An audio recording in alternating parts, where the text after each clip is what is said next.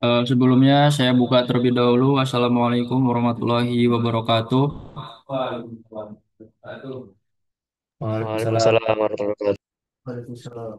Di sini kami sebagai kelompok 12 akan mempresentasikan hasil kerja kelompok kami di mana kami membawakan topik analisis penyebab kemalasan pada mahasiswa di Institut Teknologi Sumatera.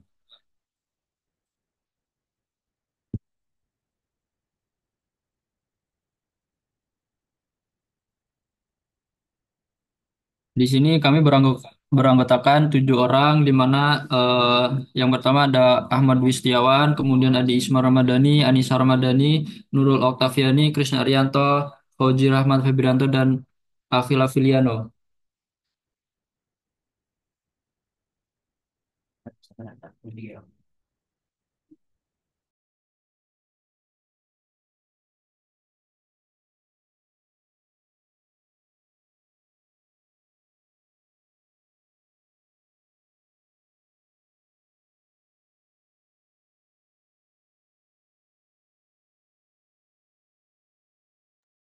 Selanjutnya itu latar belakang lingkungan dalam pergaulan atau pergaulan yang tidak mendukung dapat menyebabkan mahasiswa merasa malas berkumpul dengan teman, yang malas atau dihadapkan pada suasana kelas yang tidak menyenangkan dapat menurunkan keinginan belajar. Lingkungan yang negatif dapat meningkatkan kemalasan mahasiswa dan menyebabkan mereka memilih kegiatan waktu luang daripada belajar.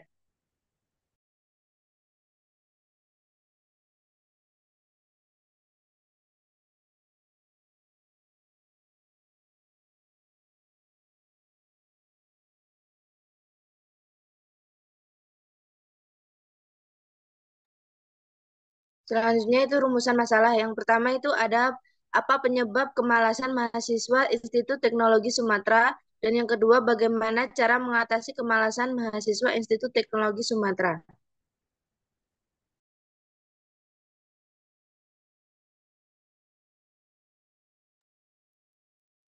Baik, selanjutnya tujuan penelitian, yang dimana kami ini menganalisis apakah penyebab kemalasan mahasiswa Institut Teknologi Sumatera. Yang kedua, menemukan cara untuk mengatasi kemalasan mahasiswa Institut Teknologi Sumatera.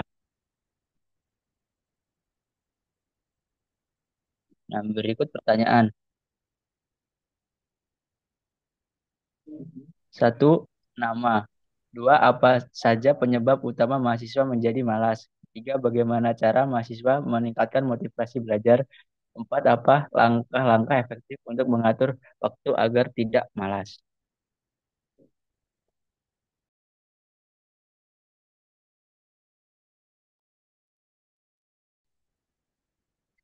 Nah, dari pertanyaan-pertanyaan yang telah kami buat, di sini terdapat satu narasumber yang bernama Azizah Setianingrum yang memberikan jawaban, banyak tugas, atur waktunya jadi susah, jadi banyak tugas yang menumpuk, banyak cara seperti cari support system, cari motivasi dari media sosial, buat jadwal kegiatan harian mulai dari bangun tidur sampai mau tidur kembali.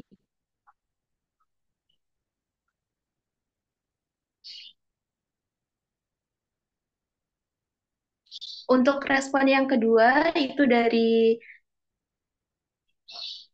Triwidia yang memberikan respon bahwa banyak tugas, banyak kesibukan di luar akademik, jadi susah lelah sebelum berangkat ke kuliah, cari banyak teman biar semangat kuliah, kalau ada tugas harus dicicil.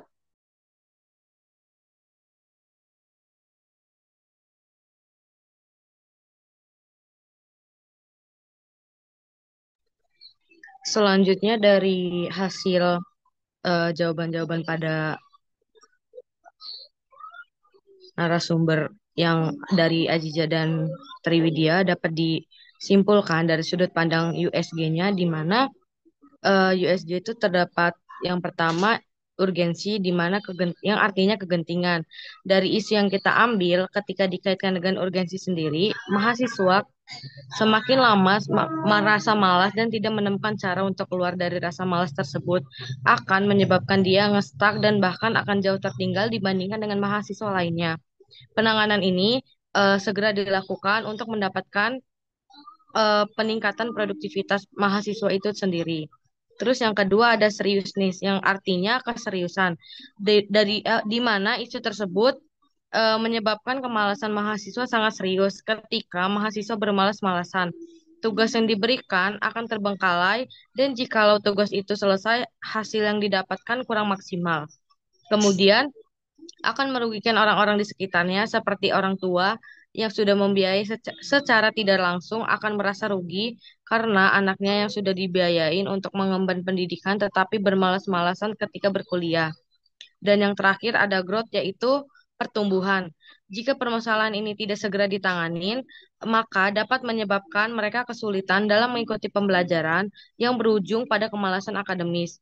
Akibat utama kemalasan ini yaitu penurunan kualitas pendidikan di perguruan tinggi, banyaknya institut pendidikan yang tidak mampu memenuhi standar akreditas yang baik, sehingga lulusan tidak siap menghadapi tantangan di dunia kerja.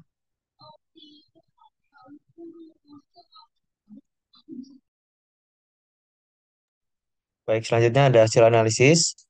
Setelah dilakukan wawancara, beberapa wawancara tadi didapatkan beberapa solusi atau langkah-langkah ya untuk mengatasi kemalasan yang dialami mahasiswa. Nah, yang pertama ini menciptakan rutinitas yang produktif, ya, seperti yang dikatakan oleh narasumber yang pertama dari Nur Azizah. Kita membuat jadwal yang memang menyibukkan diri dengan hal yang lebih produktif gitu ya. Kita bikin jadwal dari kita mulai bangun tidur sampai kita mau tidur kembali itu kita udah tersusun rapi gitu jadwalnya mau ngapain aja. Nah, yang kedua mencari motivasi. Di sini motivasi itu sebenarnya tuh banyak ya, kita bisa dari dosen, bisa dari teman, bisa bahkan yang banyak tuh dari sosial media atau TikTok nih yang lagi rame kan. Nah, motivasi kita bisa cari dari situ. Cuman ya harus diimbangi juga sama aksi ya. Kalau cuma motivasi doang ya kayaknya masih kurang. Nah, selanjutnya mengubah pola pikir yang emang tujuan kalian ke kuliah itu kan mau ngapain gitu loh. Jadi kayak semisal entah yang dari faktor keluarga atau apa, jadi bisa mengubah pola pikir orang atau pola pikir mahasiswa biar nggak malas-malasan lagi gitu. Lebih ke ngarah tujuannya mahasiswa tuh kuliah tuh ngapain. Nah, tips tambahannya ini tuh banyak ya sebenarnya yang bisa dilakuin, cuman ya kayak mungkin lebih cari tempat ternyaman dari kita buat belajar, cari teman atau apapun yang emang bisa ngebantu buat menghilangin rasa malas kita.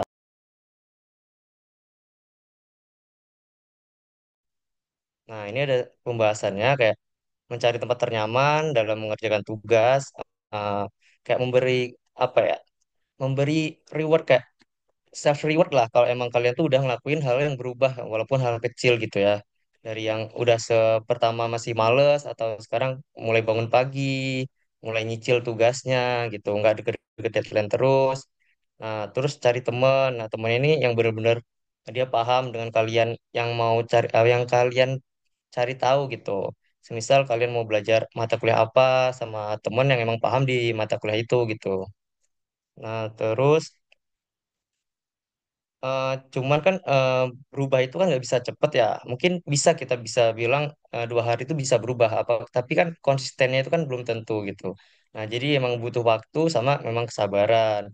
Nah, terus juga jangan terlalu keras pada diri sendiri. Nah, jika kamu tidak langsung berhasil, bagian pentingnya adalah terus berusaha dan belajar dari kesalahan.